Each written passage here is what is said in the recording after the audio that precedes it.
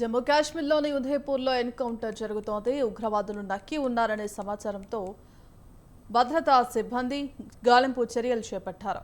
ఈ క్రమంలోనే దూడు, బసంత్ ఘట్ ప్రాంతాల్లో ఇరు వర్గాల మధ్య ఫైరింగ్ మొదలైంది. ఈ ఘటనలో ఓ సైనికుడు అమరుడయ్యాడని ఆర్మీకి చెందిన వైట్ నెట్ కార్ప్స్ వెల్లడించింది.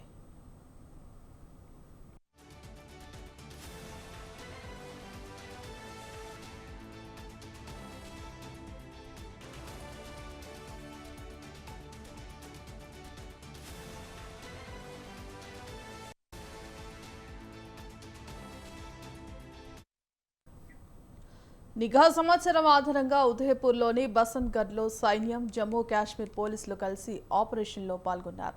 ఈ క్రమంలో బలగాలు, ఉగ్రవాదులకు మధ్య కాల్పులు జరిగాయి. తూటాలు తగిలి ఓ సైనికుడు గాయపడ్డాడని, మెరుగైన వైద్యం కోసం అందించినప్పటికీ ప్రయోజనం లేకపోయిందని ఆర్మీ వెల్లడించింది. ప్రస్తుతం ఈ ఎన్కౌంటర్ కొనసాగుతోంది.